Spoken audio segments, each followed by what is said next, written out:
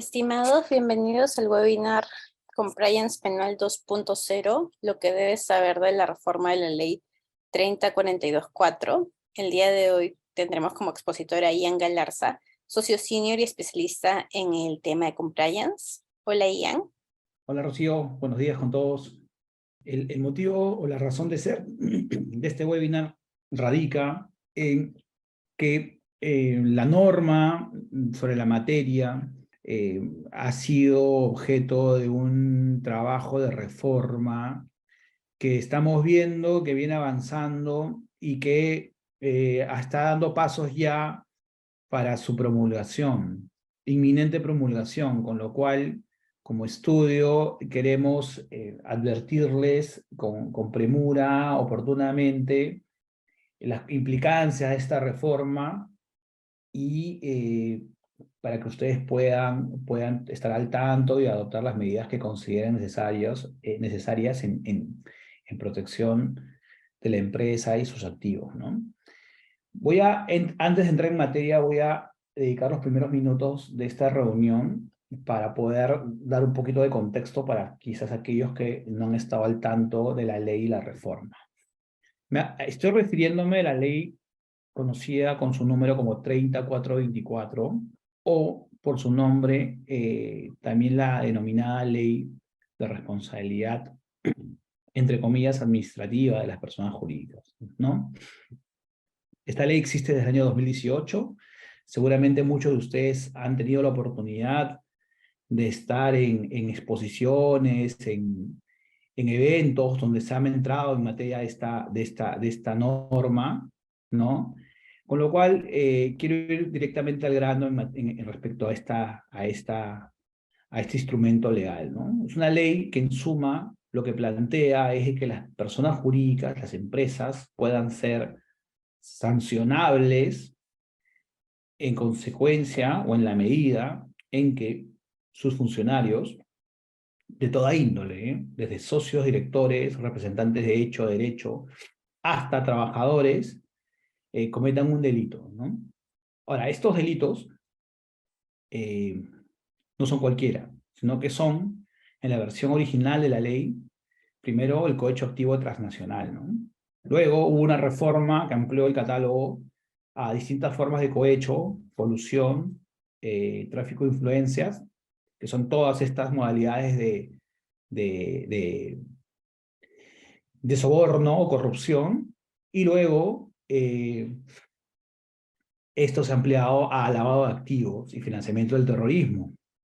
Bien, esta ley, venía diciendo, es una ley que plantea que las personas jurídicas sean sancionadas penalmente como consecuencia de que cualquier funcionario, representante, trabajador de estas cometa uno de los delitos que he mencionado. Y digo que es sancionable penalmente porque la ley plantea que esta sanción sea impuesta en el marco de un proceso penal, sea determinada por un juez penal, sea perseguida por un fiscal y sea atribuida en base a presupuestos de índole penal. ¿Ok? Entonces, más allá de la etiqueta, estamos hablando de una cuestión de ese perfil. Claro, la ley tiene un diálogo bastante interesante, porque la ley, así como plantea un nuevo tipo de responsabilidad vicarial, acumulativa, por hechos derivados, contra la empresa por hechos cometidos por sus funcionarios, también, en otro extremo, dice de que si la empresa oportunamente tiene un modelo de compliance penal, ¿ok? Para ser específicos, lo que va a conllevar es que la empresa no sea sancionada, ¿no? Es un eximente de responsabilidad. Y obviamente este modelo de compliance tiene que hacerse de acuerdo al planteamiento de la ley, el reglamento, y sobre todo una tercera norma, que son los lineamientos de verificación que ha dictado la Superintendencia de Mercado de Valores. ¿Ok? Si la empresa tiene este compliance penal ex ante y en estos términos, no tendría por qué preocuparse por la sanción. Ese es el diálogo de la ley, ¿no? Ese es el discurso de la norma. ¿Y por qué tiene que ver acá la SMV? Alguno de ustedes se preguntará. Bueno, el legislador ha considerado que esta va a ser la institución que, a pedido del fiscal, emita un informe técnico para determinar si la empresa tiene compliance o no. Fíjense lo importante de esto, porque la existencia o no de compliance, en términos de la ley, es un requisito de procedibilidad. Es un requisito para que la empresa sea procesada o no. ¿Ok? Para explicarlo en otros términos y con un ejemplo, si el día de mañana, Dios no quiera, ¿no? Pero si el día de mañana sucede un acto de corrupción o incriminación por lavado de activos en el marco de nuestras operaciones, eso sin duda va a generar una investigación de índole penal contra uno o algunos funcionarios de nuestra organización. La Fiscalía tendrá la facultad también de pretender incorporar al proceso como sujeto investigado a la propia empresa. Y la condición para lograr esto, la condición procesal, será haber requerido este informe de la SMV para verificar si la empresa tenía o no compliance, para verificar si se aplica o no esta eximente. ¿Ok? Ese es el término de la ley vigente, repito, desde el año 2018. Eh, ha sido reglamentada, tiene los elementos de verificación, hay una difusión importante de información respecto al SMV, de una manera bastante correcta, diría yo. La SMV ha asumido el rol de difusión, emite un boletín con determinada periodicidad, con información relevante. Digamos, la norma está vigente como para que y la Fiscalía la viene intentando aplicar, ¿ok? Ese es el estatus actual de la situación.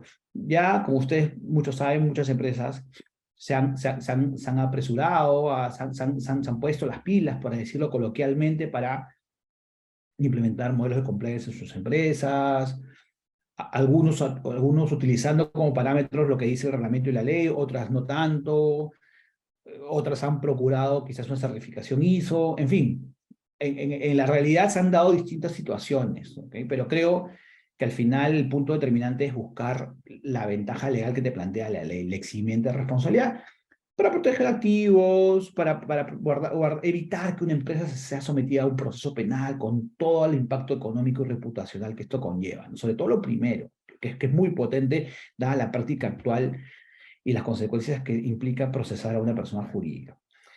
Ese es el estatus actual. De ahora, ¿qué ha pasado?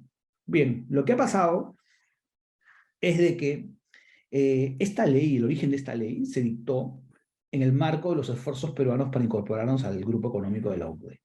¿Okay? Estamos, como ustedes sabrán, en proceso de evaluación en esa finalidad y el año pasado se emitió un informe de estatus emitido por el OCDE, determinando que el Perú debía hacer algunas reformas legislativas en esta materia, si pretende continuar con este procedimiento, este anhelo de incorporación a este bloque económico. Y las reformas, algunas de estas vinculadas a la materia que nos reúne en este momento, la responsabilidad criminal de las personas jurídicas. Es un informe con muchas observaciones, y que además estableció un plazo perentorio para junio de 2023 para que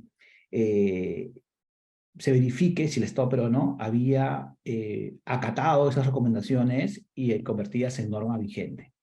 O sea, si las había convertido en ley, o una ley de reforma de la norma 3424, acatando las observaciones de la OCDE.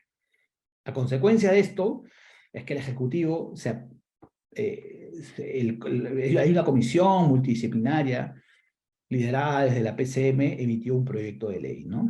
Este proyecto de ley fue mandado al Congreso, el Congreso analizó, hizo algunas reformas importantes. Hay una autógrafa aprobada de la norma, la 676/2021, y fue esto remitido al Ejecutivo para la promulgación. Y lo que ha sucedido es que el Ejecutivo observó esa autógrafa del Congreso y la devolvió al Parlamento, al Congreso, para que las modificaciones que se hayan hecho sean retiradas. Ojo, acá quiero ser bien claro. Estoy graficando la génesis de la reforma, el desarrollo de la reforma, y están viendo ustedes que el Congreso ha enviado ya un proyecto aprobado para la promulgación por el Ejecutivo, y el Ejecutivo lo ha devuelto con algunas observaciones. Pero hay algunos puntos que no son discutidos por ninguna de las partes. Hay consenso total. Bueno, ¿El Congreso qué ha hecho? Y ese es el motivo por el cual nosotros como estudio queremos informarles esto a ustedes. En octubre de este año, o sea, hace un mes, la Comisión de Justicia ha reiterado la posición que en su momento fue aprobada por el Pleno del contenido de la reforma legal. ¿Ok? Y esto va a ser nuevamente llevado al Pleno para nuevamente mandarlo al Ejecutivo y que esto se apruebe en estos términos. Como dije hace unos minutos, el Estado peruano tiene el interés de sacar esta reforma antes de la nueva visita del OCDE, que como dije hace un rato, va a suceder en los primeros meses del próximo año, a la vuelta de la esquina, considerando que estamos ya en diciembre. Entonces, el motivo de esta exposición es anticiparles el contenido de esta reforma que, como si me he explicado bien, podrán advertir que es inminente y que traerá consecuencias en la materia. Consecuencias muy importantes como voy a pasar a exponer. Si me permites, he preparado una presentación para poder ser gráfico en mi explicación. Rocío, por favor, ¿me confirma si se puede ver mi pantalla? Sí se ve. Perfecto. Bien, señores, voy a apoyarme de esta presentación para poder explicarme con mayor fundamento. Bien, señores, lo primero relevante de la reforma es la ampliación del catálogo de delitos. Como dije al inicio de mi introducción, la ley 3424 contemplaba como delitos imputables a una persona jurídica por los hechos de sus funcionarios, corrupción, lavado de activos y financiamiento del terrorismo. Con la modificación de la norma, este catálogo se va a ampliar. Se va a incorporar contabilidad paralela, delito de tener una contabilidad falsa, ¿no? Una contabilidad real y otra aparente. El artículo 199 del Código Penal. Luego, se considera también todos los delitos de lavado de activos, pero vinculados a omisiones de responsabilidades del oficial de cumplimiento. O sea, omitir el deber de comunicar o reportar operaciones sospechosas, el omitir o retardar la entrega o incurrir en falsedad en el suministro de información que se tenga que hacer a la UIF, son responsabilidades propias del oficial de cumplimiento. Bueno, esto de suceder acarreará también responsabilidad de la propia persona jurídica.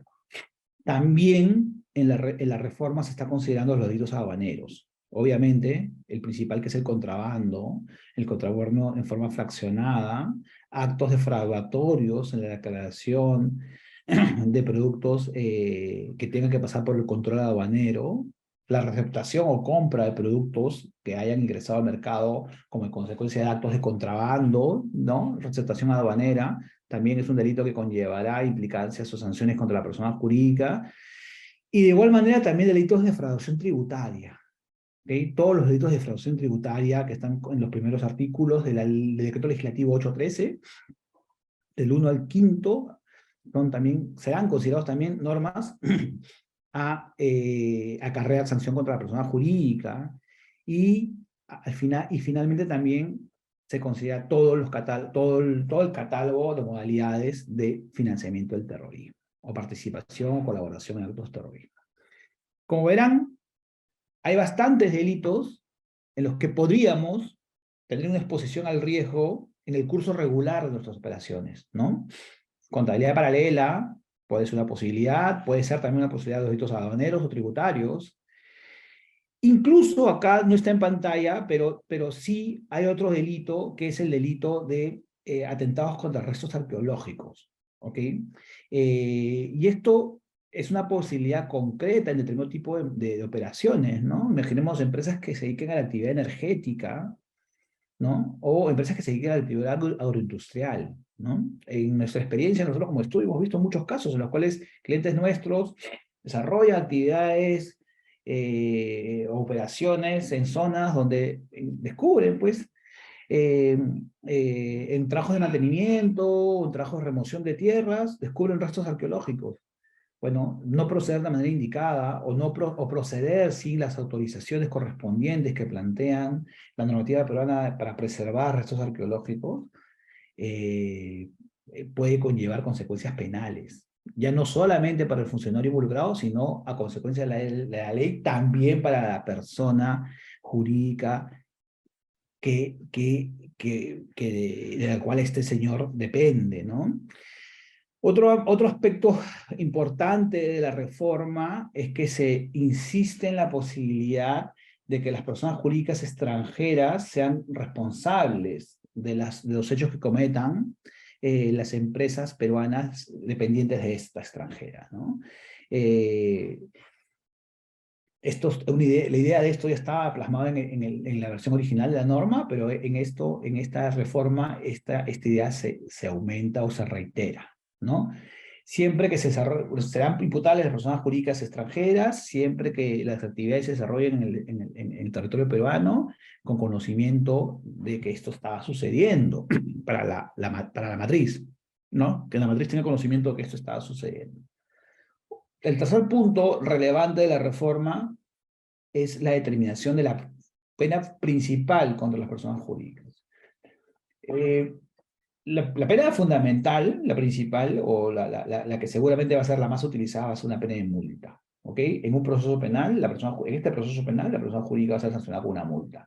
Pero vamos a ver, y eso es lo que nos preocupa, que las multas podrían ser bastante elevadas. Fíjense, conforme a la reforma, se establece que en caso se pueda determinar el monto del beneficio ilegal obtenido por la persona jurídica, o sea, el acto de corrupción obtuvo un beneficio, el acto de lavado generó un beneficio, el acto de contrabando generó un beneficio determinado, ese beneficio es posible cuantificarlo en el proceso, en ese caso, la multa oscilará, no podrá ser menos del doble del beneficio, no podrá ser menos, ni tampoco podrá ser más del sextuple del beneficio, cuando sea determinable, repito. Cuando no sea determinable el beneficio, la norma plantea de que la multa podrá oscilar desde 10 UITs hasta 10.000 UITs, fíjense. ¿Ok? A esto me refiero con el parámetro absolutamente laxo y amplio que plantea la norma para la determinación de una pena de multa. Entonces, podrá ser una multa, pero puede ser una multa que ponga en riesgo la operación, como podrán ver. Y luego, este parámetro amplio, punitivo, dice la reforma que podrá ser determinado, judicialmente determinado, según los siguientes criterios, ¿no? Es decir, que se determine el grado de incumplimiento de reglas o procedimientos internos de la empresa, la calidad y jerarquía de las personas que se involucraron en la comisión del delito, cuál era su obligación de vigilancia sobre las actividades que tenían los autores o partícipes del ilícito, el grado o entidad del daño, el monto involucrado, el tamaño, naturaleza y complejidad y capacidad de la persona jurídica, si la persona jurídica denunció espontáneamente los actos en materia de investigación, qué hizo ex post la persona jurídica, por ejemplo, actos de remediación, actos de reorganización, de mitigación del daño causado y de la fuente de riesgo en la empresa, ¿no? Todos esos son criterios que se van a usar para calibrar una multa que oscila, repito, podría oscilar entre 10 UITs a 10.000 UITs, que me parece excesivo, ¿no? Luego hay otro punto importante, ¿no? Se sigue planteando, se reitera, de que para que la empresa pueda ser procesada, dice, el fiscal para abrir investigación preparatoria deberá pedir un informe fundamentado al SV sobre si es que la empresa tiene modelo de compliance. Esto sucederá únicamente cuando la empresa lo alegue como tal, ¿ok? Únicamente. Recreamos el escenario de que además de un funcionario investigado, la fiscalía pretende investigar también a la persona jurídica, ¿no? En este escenario, solo si es que la persona jurídica alega la existencia de un modelo compliance en su organización, en ese caso el fiscal, antes de dar un paso más, antes de procesar a la persona jurídica, deberá pedirle a la SMV que evacúe un informe sobre la existencia o no de este modelo de prevención. Entonces, la exención como tal existe y el requisito de procedibilidad como tal todavía existe, ¿ok? Se verificará si es que en este modelo de prevención contiene mecánicas internas para reducir el riesgo, significativamente el riesgo de la comisión del delito. Y acá viene lo delicado, que esto ha sido objeto de muchísima crítica en distintos foros y el Congreso insiste en este párrafo de la reforma.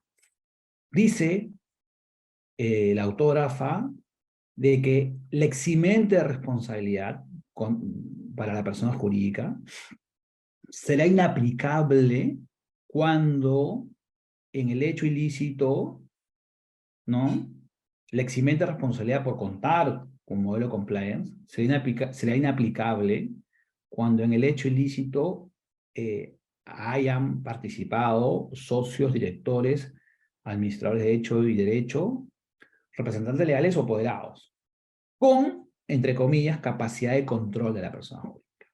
¿Ok? Cuando alguien con este cargo y con capacidad de control haya participado en el hecho ilícito en materia de proceso, no será de aplicación la eximente de sanción. ¿Ok?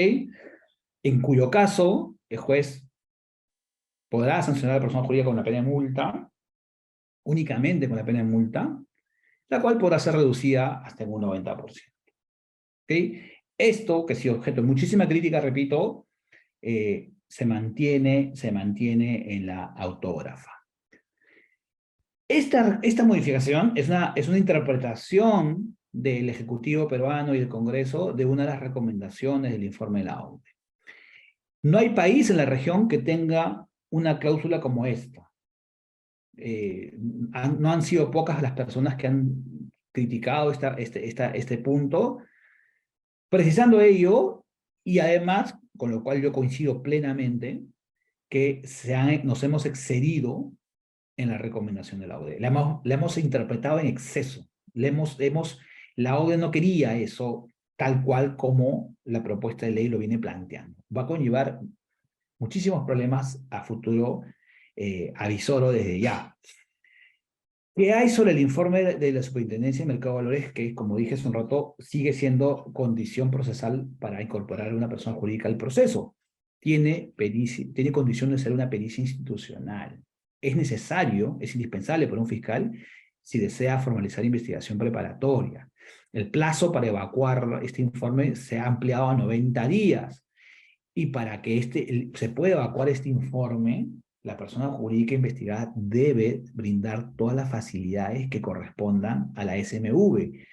Y la SMV tendrá facultades para ello, por ejemplo,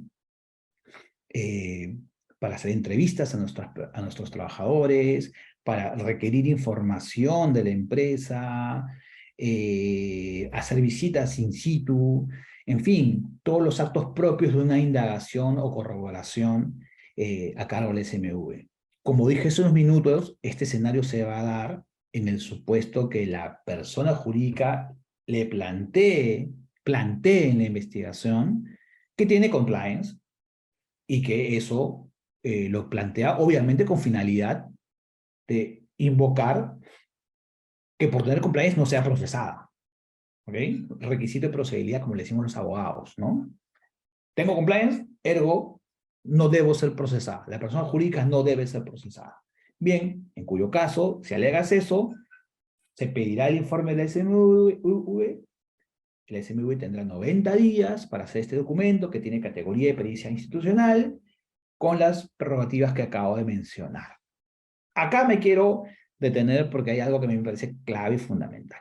En ese escenario, que parece el escenario además donde tú vas a capitalizar el haber tenido compliance, ¿no? El haberte dado el trabajo de tenerlo, actualizarlo, con la inversión que esto implica. Ese es el momento donde, por lo menos en términos legales y procesales, le vas a sacar el jugo. Ahí, eso, la SMV te lo va a verificar, no en función a las buenas prácticas, a la ISO X, no. Te lo va a verificar en los términos de los lineamientos de verificación que ellos mismos han publicado ya hace un año casi. Esos van a ser, o sea, los lineamientos de verificación, a mi entender, son claves, porque es casi como las reglas de juego que se van a utilizar el día que te toquen la puerta. Lo que te van a preguntar el día que te toquen la puerta está en esa norma.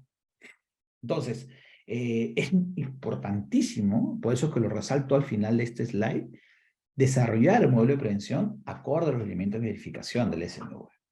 Si teníamos un compliance que está bueno, está bien, lo hice con un estándar internacionalmente apropiado, que la norma además lo reconoce, la reforma, perdón, en otro extremo lo valora, está muy bien, pero no puedo omitir desarrollar o perfilar el instrumento acorde a los lineamientos de verificación del SMV, porque ese será el argumento clave que debo invocar el día que me toquen la puerta en la situación que estoy recreando. Bien. Y además, la norma plantea unos artículos adicionales, ¿no? El informe del SMV tendrá obviamente calidad probatoria y deberá ser objeto de valoración por el fiscal en conjunto con demás elementos probatorios. Eso claramente es obvio, ¿no? El artículo 19 es una norma que me parece esos tipos de normas que a veces el legislador incorpora diciendo una obviedad. Luego se da la categoría de información confidencial a toda la información que se requiera en la verificación del compliance de la empresa, ¿no? Toda la información que la empresa entregue, por ejemplo, al SMV en esta verificación de compliance, esta información tendrá naturaleza confidencial. ¿Ok? Las facultades en esta verificación están en el artículo 21, ¿no? Como dije hace un rato, visitas, requerimiento de información, toma de manifestaciones a trabajadores de la empresa, cuando no es representante. Y luego, también el artículo 22 habilita el intercambio de información entre el SMV y la entidad supervisora en materia de prevención de lavado de activos, o sea, la UIF. Podrá haber intercambio de información entre la SMV y la UIF cuando hagan la labor, la primera haga la labor de verificar si la empresa tiene o no compliance. Hasta acá los aspectos más importantes de la reforma de la ley. Hay un tema adicional, y con esto quiero culminar, que nos parece importante mencionarlo a ustedes, para que lo tengan presente, entiendo que me escuchan algunos encargados de prevención, algunas personas responsables en la materia en sus empresas. Entonces, esta reflexión con la que voy a culminar, me gustaría que la tengan presente. Obviamente es una posición que puede ser materia de conversación y explicación, pero quisiera empezar a introducirla para que el análisis de todos ustedes, ¿no? Yo soy de las personas que cree que el esfuerzo de tener un modelo de prevención, actualizarlo, las responsabilidades derivadas de ser el encargado de prevención, tienen que ser tomadas con finalidades pragmáticas. Me explico. Si yo tengo un modelo de prevención es porque quiero lograr un objetivo, seguir siendo competitivo, quiero que cuando me pregunten si tengo compliance como condición para postular un contrato, a una convocatoria, ser bien visto por mis socios, tengo que tenerlo. Y también tiene que tener la finalidad de buscar un escudo, ser una protección legal. ¿Ok? Yo lo veo eso como los puntos de arranque de la importancia que puede tener un compliance. Sin duda hay otros puntos, incluso de naturaleza más allá de lo estrictamente jurídico, que no voy a soslayar, pero yo soy de las personas que piensan que lo fundamental es primero encontrarle una utilidad tangible. Protección legal y competitividad comercial. Bien. Sobre lo segundo es donde me quiero detener. Los ámbitos de protección legal que puedo encontrar a consecuencia de darme la tarea de tener compliance. Hay uno que es evidente y ese está plasmado en la misma ley, ¿no? La eximente de responsabilidad, ¿no? Ya vemos cómo la reforma esta eximente la quiere reducir o la quiere excluirla en caso un funcionario como un director o un gerente participe en el acto delictivo. Pero también la reforma mantiene la posición de que tener un compliance que se verifique por la SNV pedirle este informe al SMV es un requisito de procedibilidad que el fiscal no puede omitir. ¿Ok? Entonces, tener el compliance sigue siendo en esos términos un punto importante. ¿Ok? De defensa de la persona jurídica. Sigue siendo un requisito de procedibilidad.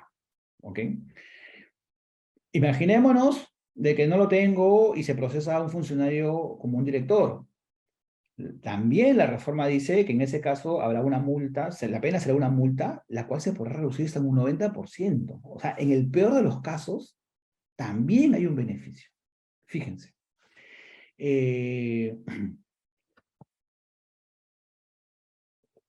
Entonces, a pesar de la reforma, creo que hay algunas cuestiones positivas que pueden preservarse pensando en la defensa legal de la persona jurídica. Hay otro extremo de la norma, no ha sido tocado en la reforma, que sigue estableciendo de que en caso se determine que el hecho delictivo se cometió en beneficio de su autor o un tercero, o sea, no en beneficio de la persona jurídica, esta tampoco va a ser sancionada. ¿Ok? Entonces, claro, si yo como empresa, me emplazan en el proceso, demuestro que tengo compliance de manera efectiva, y a la par también se puede mostrar que el hecho delictivo fue perpetrado no en beneficio de la persona jurídica, sino en beneficio del propio autor o un tercero, entonces claramente también estaré fuera de una contingencia legal. ¿Ok? En suma, a pesar de la reforma, hay aspectos positivos que preservar, que se mantienen y se preservan en la norma para la persona jurídica, en términos de protección legal de la persona jurídica. Yo creo que también hay términos legales, contenido legal jurídico, que pueden beneficiar a los mismos funcionarios de la persona jurídica. Y esto lo vengo a decir en concordancia con una tendencia jurisprudencial bastante notoria que se viene dando en los últimos años a nivel de la Corte Suprema. La Corte Suprema desde el año 2017 en adelante viene reiterando en casaciones una idea que en términos jurídicos es una idea que era indiscutible, pero necesitábamos que se plasme en jurisprudencia de alto nivel para que sea exigible a jueces de otros niveles, ¿no? ¿Cuál es esta idea? La idea es de que un proceso penal donde se involucre un funcionario de una empresa, donde la fiscalía pretenda que este funcionario sea sancionado penalmente, tiene que partir, esta pretensión punitiva tiene que partir de determinar cuál es el ámbito de competencia de este funcionario. ¿Qué es lo que debía hacer? Por ejemplo, en prevención de lavado de activos. ¿Qué debía hacer el gerente general? Porque, veamos, en estas materias, la delimitación de funciones es clave. Y así lo está entendiendo la Suprema y lo está plasmando en esta línea jurisprudencial. En la materia qué debía y hasta dónde llegaba la responsabilidad del directorio, de la gerencia general, de la gerencia financiera, del oficial de cumplimiento, y así los distintos estamentos de la empresa. Solo si primero se determina el ámbito de competencia y luego se verifica que se incumplió un deber derivado de este ámbito de competencia, es que se podrá sancionar a esta persona. ¿Ok? Y eso, hay jurisprudencia bastante, una que es famosa, la 455-2017, en realidad dictada en materia ambiental, penal ambiental, pero con los lineamientos de la lógica que se ha plasmado en otras casaciones, ¿no? Siempre la determinación de responsabilidad de un administrador o gerente en función al ámbito competencial. ¿Cuál era su competencia? Y para luego verificar si es que esa competencia había sido incumplida o no. ¿Ok? La responsabilidad es clave de delimitación funcional, ¿no? De un ámbito competencial. ¿Y por qué esto, que es una posición notable, la Corte Suprema tiene vinculación con el compliance? porque creemos nosotros que cuando se desarrolla compliance en una empresa, es también un momento oportuno para delimitar competencias y responsabilidades. Cuando se haga compliance, no solamente se piense que esto pasa por hacer un código de conducta, pasa por 3, 4 políticas y capacitaciones con periodicidad. No estoy diciendo que no estoy soslayando esto. Esto es importante y como todos ustedes saben, es parte del bloque de obligaciones que plantea la normativa en la materia. Pero yo creo que si vas a desarrollar un modelo de compliance pretendiendo lograr el estándar, el reglamento, los lineamientos, es un gran momento para en materias o procesos críticos que tú has identificado como escenarios donde posiblemente se den lavado de activos, delitos aduaneros, tributarios, corrupción, ahí también planteemos una revisión del organigrama, si tienes un MOF, una revisión del MOF, la descripción de puestos, de los mapas de riesgos, donde también se aborde la delimitación de competencias. Esto va a ayudar sin duda en un escenario hipotético en el cual tengamos una investigación, ya sabemos que podemos responder en caso de una investigación ataque a la persona jurídica, pero también tendremos un insumo adicional para defender al funcionario involucrado. Probablemente de forma injusta, porque también, y seguramente alguno de los presentes lo conoce o lo ha vivido, el problema es que en nuestro país la fiscalía tiene una gran proclividad en procesar a la alta dirección de una persona jurídica, ¿no? Al representante legal, al gerente general, sin preguntarse primero cuál fue el grado de participación de él en el proceso, sino simplemente en su condición de representante de la persona jurídica. Señores, espero haber sido de utilidad. Quería compartir con ustedes esta información, algunas reflexiones que son propias nuestras. Como dije en su momento, pueden ser objeto de debate, pero para eso estamos, para proponer y para procurar ser útiles hacia ustedes. Les agradezco el tiempo y quedo a disposición en caso de que tengan alguna pregunta. Ian, en la sección de preguntas y respuestas tenemos 3 preguntas. Por favor, a ver, las voy a leer yo, ¿ya? Sí, las veo en pantalla. Carlos Vega me dice si le puedo remitir los lineamientos de verificación. Carlos, si me das tu correo, yo te los envío sin ningún problema.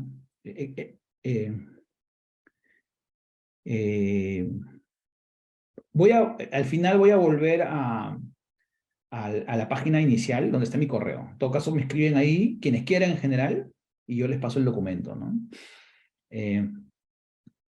A ver. Ya, bueno. Déjame apuntar, Carlos, porque si no, se me va a escapar.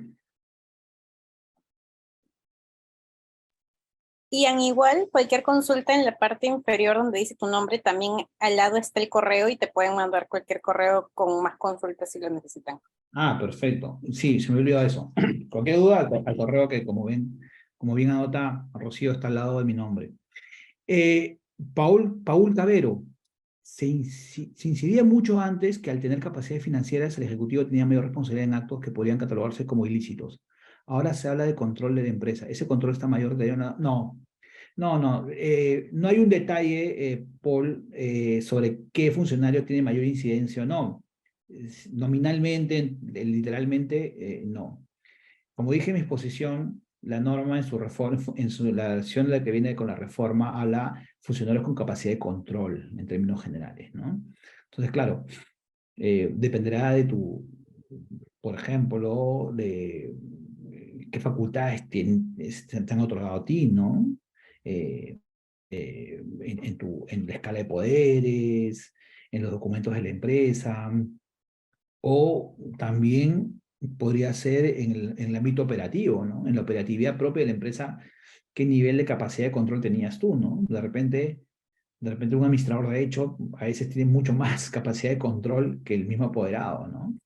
Entonces, no hay una determinación literal, pero lo que existe es una palabra, un término que va a tener que ser interpretado seguramente en la lógica que te vengo detallando, ¿no? Este término es funcionario con capacidad de control. Sí, Eduardo. Hola, Eduardo. ¿Cómo estás? Justo de verte, gusto de saber de ti. Sí, sí, o sea, patrimonio cultural me refiero a ilícitos contra restos arqueológicos, correcto. Eh, Como dije en mi exposición, no es algo tan lejano, ¿eh? No es algo tan lejano, es algo que puede pasar en empresas que tengan operaciones en campo, pues, ¿no? ¿Qué más? Alonso Tapia, ya, ok, está bien, yo no tengo inconveniente. La empresa investigada tiene la obligación de presentar los documentos de su modelo de prevención y qué valor tiene una pericia de compliance. Esa es una gran pregunta. Paul Baez dice, la empresa investigada tiene la obligación de presentar los documentos de su modelo de prevención y qué valor tiene una pericia de compliance que de propia parte pueda presentar la empresa. Permíteme desarrollar esa pregunta. Sí, primero, Paul, sí, tienes una obligación de presentar. De repente tu pregunta va por término, por ámbito procesal, ¿no? ¿Quién tiene la carga de la prueba? Me han preguntado muchas veces. Bueno, yo soy abogado, en términos estrictamente jurídicos, quien tiene la carga de la prueba debe ser la fiscalía. Pero como todos sabemos, el principal interesado en darle insumos a la fiscalía para que la fiscalía no cometa un error valorativo, tenemos que ser nosotros mismos. Entonces nosotros mismos debemos ofrecer o acreditar que tenemos compliance. ¿Ok? Y la Fiscalía, como ya dije en su exposición, tiene la prerrogativa de requerirnos esa información además. ¿Ok? Luego, me preguntas por una pericia de parte. En la práctica comparada existen las pericias de parte de compliance. ¿Ok? Existen incluso registros de peritos para que las empresas puedan contar con una pericia de parte. Eso en el país va a ser una necesidad dentro de muy poco. Porque como dije, el informe del SNV tiene categoría de pericia institucional. ¿Okay? Va a ser la pericia con la que la fiscalía podría promover un proceso contra la persona jurídica. Entonces, ¿qué pasa si el SMV no hace un buen trabajo? Es una posibilidad siempre. Siempre va a ser eso una posibilidad. No hace un buen trabajo y de manera inadecuada concluye de que nuestro compliance no estuvo bien hecho, que no hemos podido acreditar que esté en funcionamiento. Bueno, sin duda, como empresa investigada, tenemos el derecho de ofrecer una pericia de parte. Entonces, el valor será tener una pericia de parte y va a ser una necesidad dentro de poco, Paul. Que contrapese, ¿no? La prueba que eventualmente sea de cargo por parte de la Fiscalía. La prueba de informe del SMV como pericia institucional, ¿no? Alejandra Espejo, respecto a la certificación del modelo de prevención de delitos, se movió. A ver, respecto a la certificación del modelo de prevención de delitos de empresas, ¿esto es recomendable en el Perú? ¿Es un requisito? No. A ver, Alejandra, en el Perú esto no es un requisito. ¿Ya? La SMV ha dicho de que valora positivamente las certificaciones, ¿ok? Pero no es un requisito legal como si sucede en otros países de la región. ¿Cuál es mi opinión? Ayuda, sin duda ayuda, ¿ok? No todas las empresas van a poder tenerlo. Si tienes la capacidad de tenerlo, ayuda. Ahora, hay que saber, como todo en la vida, cómo gastas tu plata, ¿no? Me refiero a que si voy a conseguir una certificación que no son baratas, mi sugerencia es que sea una certificación que certifique que tienes un modelo de compliance en los términos de la ley 3424 y sus normas vinculadas. Por lo menos. Lo digo con total transparencia, porque en el mercado hay certificaciones que suenan en principio bastante favorables, bastante buenas, y sin duda lo son, pero posiblemente no tengan el mismo objeto que la ley 3424, que sin duda no tienen el mismo objeto que la ley 3424 en su versión vigente, y menos aún van a tener el mismo objeto en la versión reformada. Entonces, Si vamos a invertir en una certificación, tengamos la certeza que el objeto de esa certificación es el mismo que plantea la normativa peruana para compliance, para pues no cometer el error de equivocarnos en el alcance y en materia de los certificados, ¿no? Como administradora general y representante legal, ¿tengo que firmar algún documento que certifique compliance? Bien, a ver, Cecilia, te explico. La versión vigente de la ley plantea, primero, que la designación del encargado de prevención tenga que hacerse por el máximo órgano de administración de la empresa o quien haga sus veces. ¿Ok? Entonces, este podrá ser el directorio o la gerencia general. Muy bien. Luego, los lineamientos de verificación y sobre todo los lineamientos establecen que los actos de decisión o de reporte o en general de acreditación del funcionamiento del modelo de prevención tienen que ser posibles de trazabilidad. Trazabilidad con fecha cierta. Entonces, tu pregunta es, si yo soy administrador general o representante legal, ¿tengo que firmar algún documento que certifique compliance? Yo no diría que certifique compliance, yo diría que acredite la trazabilidad y funcionamiento del modelo de prevención. Por supuesto, imaginémonos que en tu modelo hayan hechos que se eleven a la gerencia general, ¿no? Reportes, memorias, informes, todo eso tiene que ser con trazabilidad documental, con fecha cierta, ¿ok? Eh, eh, la designación del encargado de prevención, el tratamiento que se le haga a una denuncia que ingresó por el canal de denuncias, que esto sea elevado a la gerencia general o al comité de compliance en caso lo tengas, los capacitaciones, programación de capacitaciones, asistencia, monitoreos, seguimiento a las observaciones identificadas, el levantamiento, calificación de los riesgos, actualización del mapa de riesgos, todo esto tiene que ser materia de trazabilidad. Entonces yo no diría más que certificar compliance, yo cambiaría tu pregunta a, y que seguramente por ahí va tu idea, a documentar la trazabilidad. ¿Ok? Si estamos implementando una política de compliance, ¿cómo ponemos los nuevos lineamientos? Andrea Chávez dice, si estamos implementando una política de compliance, ¿cómo podríamos implementar los nuevos lineamientos? Si te refieres a los lineamientos de verificación de la SMV, yo creo que si estás en proceso de implementación ahorita, lo que tienes que hacer en este momento es conseguirte la norma y redireccionar tu trabajo al estándar y requisitos que plantea esos lineamientos, sin duda. Si te refieres a los lineamientos, ese es el momento oportuno para que lo hagas acorde a los lineamientos.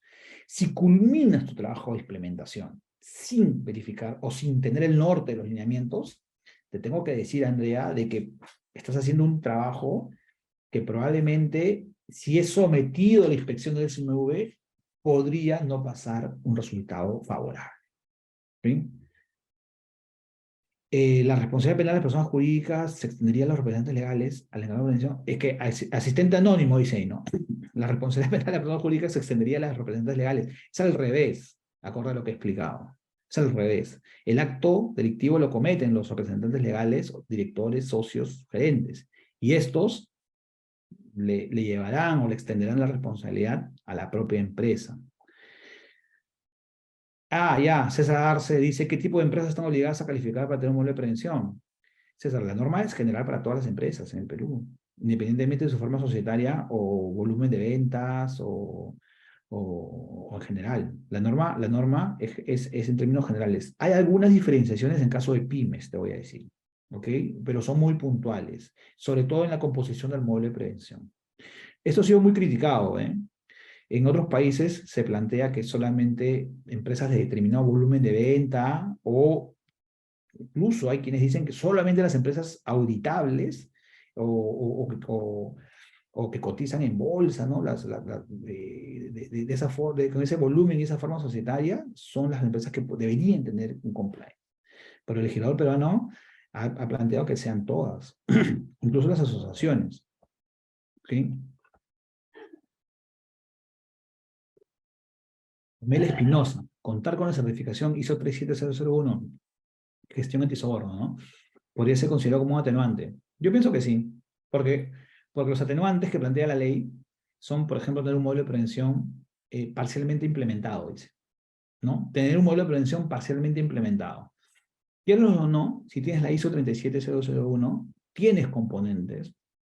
El sistema de gestión antisoborno de la 37001 tiene componentes que son mencionados en la ley de compliance peruana. Entonces, si tienes esa ISO con esos componentes, por lo menos vas a poder argumentar que tienes parcialmente implementado tu modelo de prevención. En consecuencia, puedes aplicar a un atenuante, ¿no? José Correa, tu pregunta es buena. Se indicó que en caso de delitos cometidos por funcionarios que tienen capacidad de control, no habrá exención de pena. Eso es lo que dice la reforma, es correcto. ¿En base a qué se determina la capacidad de control? Coincido con tu pregunta y también coincido con tu inquietud, José. La norma no lo ha dicho, esperamos todos que el reglamento defina esto, porque dicen que va a haber un nuevo reglamento, y también la jurisprudencia.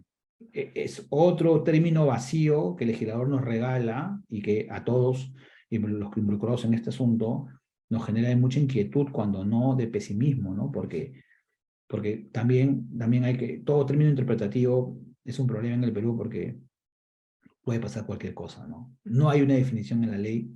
Esperemos que la haya pronto en el reglamento o en la jurisprudencia, ¿no? ¿El programa de prevención es mandatorio o recomendado? Bueno, la norma en ningún término dice que es mandatorio. No es mandatorio. No es obligatorio. De que tiene implicancias legales potentes, como han podido avisorar en la presente disposición, de extensión de sanción, atenuación, eso es indudable. Por eso es que muchas empresas lo han tomado como si fuera algo que deban contar, que deban hacer, para poder tener operaciones en tranquilidad, ¿no? Los elementos mínimos del reglamento, de la ley de reglamento, deben ser los únicos a considerar en el sistema de prevención, o es posible considerar estándares internacionales. Sí, es totalmente posible considerar estándares internacionales como las recomendaciones de la FI. Totalmente, totalmente, Junior, totalmente. Porque, es más, te digo, incluso muchas empresas lo que hacen, no son sujetos obligados al SPLAF, no son sujetos obligados, pero adoptan prácticas y controles propios del sistema de prevención de lavado de activos, SPLAF, para mejorar sus procesos para prevención de lavado de activos. Entonces, si tú puedes hacer algo más de lo mínimamente que plantea la ley, sí, claro, lo puedes hacer. ¿Puedes hacer algo más conforme a estándares internacionales? Sin duda. ¿Puedes hacer algo más que te exija, por ejemplo, una certificación ISO? También. Adoptar prácticas y mecánicas de otro sistema de compliance como el SPLAF, también, sin ningún inconveniente, y de esa manera hacer mejor tu compliance. Lo mínimo que tienes que hacer es cumplir con los elementos mínimos de la ley y definidos, perfilados como el reglamento y los lineamientos. Bien, yo creo que esas son todas las preguntas. Si no soy una entidad supervisada, ¿te refieres a que no seas un sujeto obligado según el SPLAF, ¿no? Si no soy una entidad supervisada, no aplican los delitos de no comunicación de operaciones sospechosas. Efectivamente, José, yo coincido contigo. Si no eres un sujeto obligado, que tiene las obligaciones de reporte de operación sospechosa, ese tipo penal no se te puede aplicar. En caso no seas sujeto obligado, acorde al SPLAF, ¿no? Si mi empresa no está interesada en implementar ISOs, bastaría con acreditar mi cumplimiento en base a los lineamientos. Sí, claro, eso es lo que he dicho. Tengamos claro, Joana, tengamos claro algo. Una cosa es lo que dice la ley 3424, su reglamento y lineamientos, y otra cosa es la ISO, las ISOs. Las ISOs son positivas, sin duda alguna, pero en objeto son cosas diferentes. En parte el objeto son cosas diferentes. Entonces, tú puedes, como un primer paso quizás, tener el modelo de prevención con tu reglamento, conforme a los lineamientos, sin duda. Y ahí tendrás la tranquilidad de poder acogerte a los beneficios legales que he explicado en esta charla. Ya como un segundo momento podrías postular o invertir en una ISO, pero son cosas absolutamente diferentes. Bien, ahora sí creo que ya culminamos, Rocío. Sí, ya sería todo, ya cumplimos la hora. Perfecto, bueno, les agradezco a todos y como dice Rocío, aquí está mi correo electrónico. Cualquier duda que tengan o inquietud me escriben y encantado por ayudarlos en lo que pueda colaborar. Muchas gracias.